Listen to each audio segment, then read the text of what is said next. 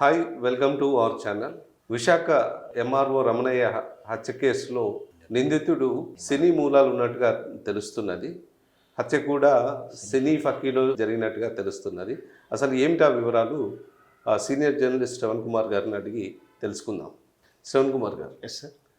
Visakha MRO Ramanaiah గారి హత్య మూలాలన్నీ కూడా సినీ నేపథ్యం ఉన్నట్టుగా తెలుస్తోంది. అదేవిధంగా నిందితుడు కూడా సినిమా రంగానికి లింకులు ఉన్నట్టుగా చెప్తున్నారు. అసలు ఆ నిందితుడు గంగారాం ఎందుకు హత్య చేశాడు ఎంఆర్ఓ గారిని? పోలీసులు వెతుకుతున్నా కూడా నిందితుడు పక్కనే ఉన్నా కూడా గుర్తించలేకపోయారని, నిందితుడు ఏ విధంగా పారిపోగలిగాడు?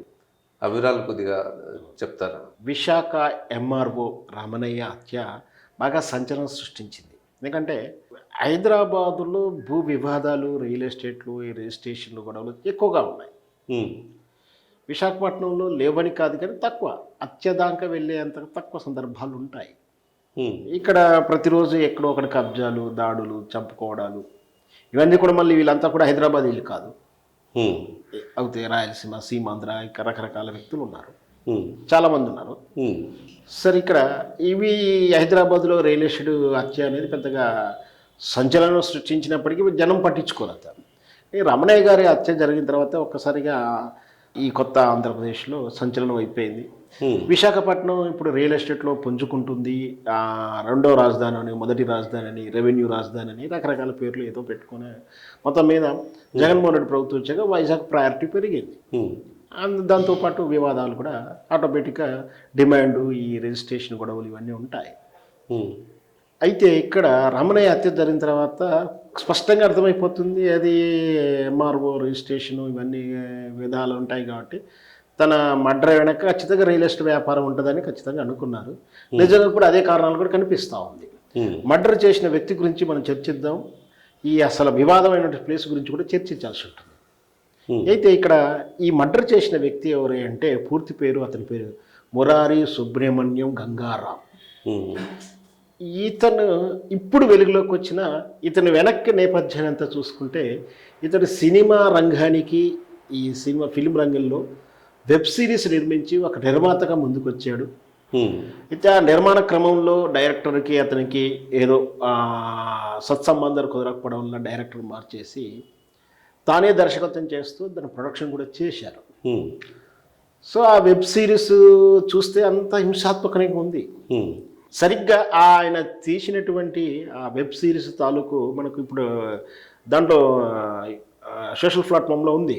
చూస్తే ఒక క్యారెక్టరు ఒక అమ్మాయిని చంపడం అనేది ఒక ఉంది దాంట్లో, అది కూడా మితిమీరిన విషయం ఉంది. అందుచేతనే చాలా మెయిన్ ప్లాట్ఫామ్లు అన్నీ కూడా తీసుకోలేదని కూడా తెలుస్తుంది. సో ఆ రాడ్ తీసుకొని అమ్మాయిని చంపడం అనేది ఆ సన్నివేశంలో కనిపిస్తుంది. అంటే రమణయ్యను చంపడానికి ఉద్యమైనటువంటి ఆ మోడ్ ఆఫ్ ఎఫెన్స్లో వెబ్ సిరీస్ తాలూకు ప్రేరణ ఉందా, లేదా దాని ప్రకారమే ప్రేరణ తీసుకొని చేశాడేమో. కానీ యాస్టీకి అయితే రాడ్ తీసుకొని కొట్టడం జరిగిందో, ఇతను కూడా అలాగే అక్కడ కూడా కొట్టడం జరిగింది. ఇదొకటి. కొట్టిన తర్వాత తను మంచి పథకం ప్రకారమే ముందస్తుగానే టికెట్ బుక్ చేసుకున్న, ఫ్లైట్ టికెట్. నైట్ చంపాడు, తెల్లారి మార్నింగ్ పారిపోవడానికి పథకం చేసుకున్నాడు. మధ్యాహ్నం ఫ్లైట్ టికెట్ ఉన్న ఉదయం 9 ప్రాంతంలో వెళ్ళిపోయాడు. ఇతను ఆ పేరు వ్యవహారికంగా గంగారాం అని ఉంటుంది. ఇక్కడ మురారి సుబ్రహ్మణ్యం గంగారాం అని ఉండదు ఆయన పేరు, జస్ట్ గంగారాం అని ఉంటుంది. దాంతోపాటు ఇంకేదో నిక్ నేమ్ ఉంటుంది, కానీ పాస్పోర్ట్లో వేరే పేరు ఉంటుంది. అక్కడ వెళ్ళి వెతికితే అలాంటి వ్యక్తులు ఎవరు వచ్చినట్టుగా దాఖలాలు లేవు. అంటే రిజిస్టర్డ్ పేరు వేరు ఉంది, సినిమా స్క్రీన్ నేమ్ వేరుగా ఉంది. దాంతో అలాంటి వ్యక్తులు ఎవరు లేరు కాబట్టి పోలీసులు అక్కడ తిరుగుతున్నా కూడా ఇతన్ని పట్టుకోలేకపోయారు. ఎప్పుడైతే వీళ్ళు సెకండ్ ఇన్ఫర్మేషన్ రాగానే పట్టుకోవడానికి ప్రయత్నం చేసినప్పుడు ఆల్రెడీ ఫ్లైట్ వెళ్ళిపోయింది. బెంగళూరులో క్రాస్ చెక్ చేస్తున్నారు. ఈ విషయాన్ని పసిగట్టిన అక్కడ దిగేసి వెంటనే రోడ్డు మార్గంలో ప్రయాణించడం మొదలుపెట్టాడు. ఈలోపు పోలీసులకు ఈయన ఫోను, ట్రాకు, నెంబర్లు అన్నీ దొరికిపోయాయి. విధానం దొరికిపోయినా ఈయన ఒరిజినల్ నేమ్ వేరే ఉంది, ఇదంతా వేరే ఉంది అని ట్రాక్ చేస్తుంటే ఆయన బస్సులో ప్రయాణిస్తున్నట్టు తెలిసిపోయింది. చెన్నైకి వెళ్ళిన తర్వాత అక్కడ పట్టేసుకుని తీసుకొచ్చేసారు. ఇది నేపథ్యం. అంటే పోలీసులు పట్టుకోలేకపోవడం కారణం అంటే పక్కనే ఉన్నా కూడా పేరు మ్యాచ్ కాకపోవడంతో, ఇతని నేపథ్యం కానీ ఫోటోలు కానీ వీళ్ళ దగ్గర ఉండకపోవడంతో ఓవర్లుక్లో వెళ్ళిపోయాడు, దొరికిపోయాడు. ఇకపోతే అసలు మరి ఇతను ఎందుకు చంపాల్సి వచ్చింది, ఈయన నేపథ్యం ఏంది అనేది రెండు కోణాలు. ఎందుకు చంపాల్సి వచ్చిందంటే, ఈ చంపినటువంటి ప్లేస్ ఎక్కడ ఉంది అంటే అది మధురవాడలో ఉన్నటువంటి జువెనల్ పార్క్ అనేది ఒక అపార్ట్మెంట్ వ్యవస్థ. దాంట్లో అది వివాదాస్పద ప్లేస్. రామానాయుడు స్టూడియో దగ్గరలో ఉంటుంది. అయితే ఆ సంబంధించినటువంటి మేబీ కరెక్ట్ ఆర్ నాట్ 100 ఎకరాల వరకు ఇది వివాదాస్పదంగా ఉంది. అది ఇతర ప్రైవేట్ సంస్థకి వేరే సంస్థకు చెందినటువంటి ల్యాండ్స్ అని, అది తెలియకుండా వీళ్ళకి అమ్మేశారని ప్రభుత్వం కూడా వీళ్ళకి ఎండార్స్ చేసిందని కూడా ఒక కేసు ఏదో నడుస్తుంది. దాన్ని రెగ్యులేషన్ చేయాల్సిన వివాదం కూడా నడుస్తూ ఉంది. అంటే అపార్ట్మెంట్ కట్టడం జరిగింది, దానికైతే పర్మిషన్ లేదు, రెగ్యులేషన్ చేయాలి ప్రభుత్వం. సో అది పెండింగ్గా ఉంది. కానీ రియల్ ఎస్టేట్ భారీ ఎత్తున డబ్బులు పెట్టి ఉన్నారు కాబట్టి దాన్ని వాళ్ళు పెట్టుబడి తిరిగి రాబట్టుకోవాలని తొందర ఉంటుంది. ఆ తొందరకి ఎంఆర్ఓలు కానీ వీళ్ళు కోఆపరేట్ చేయాల్సిన అవసరాలు ఉంటాయి. అయితే ఈ పనిని నేను చేసి పెడతా అని చెప్పేసి ఇతను సుపారీ టైప్లో కాంట్రాక్ట్ తీసుకున్నాడు ఆ నేపథ్యాన్ని. మరి కొనుగోలు చేశాడా, వాటా తీసుకున్నాడు, ఇంకా విచారణ తేలాల్సింది. సో నేపథ్యంలో తాను డీల్ క్రమంలో ఈ విధంగా అతను చంపాల్సిన పరిస్థితులకు నెట్టివేయబడ్డాడేమో. అయితే మరి ఈ పని చేయడానికి కారణం ఏంటి? మరి ప్రొఫెషనల్ కిల్లరా ఏంటి? ఎందుకని మళ్ళీ వెనక్కి వెళ్ళి క్రైమ్, ఇదంతా కూడా క్రైమ్ ఇన్వెస్టిగేషన్లో ఒక ప్రాసెస్. చంపడానికి కారణం ఉంది. సో మరి ప్రొఫెషనల్ కిల్లరా, ఇంతవరకు ఇప్పుడే చేశాడా, ఇదివరకు ఏమైనా చేశాడా, నేపథ్యం ఏంటి, నీ కుటుంబ నేపథ్యం ఏంటి, వీని గత చరిత్ర ఏంది, వీని కేసులు ఏమైనా తీస్తే డేటా అంతా వచ్చేస్తుంది. ఇతను ఒక చీటర్. ప్రస్తుతానికైతే హత్యలు చేసినటువంటి డేటా అయితే లేదు. ఇతను ఒక పెద్ద చీటర్ అని.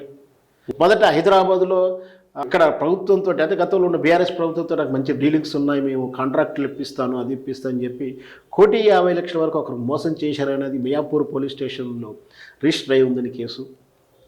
దాంతోపాటు ఒక నిర్మాతను మోసం చేశాడని, ఈ వెబ్ సిరీస్ డబ్బులు కూడా మేము తిరిగి ఇస్తానని మరి ఒక సినిమా చేసిందని అదొక వాళ్ళని కూడా చీట్ చేసినట్టు కూడా ఇంకా క్లారిటీ లేదు దాంట్లో.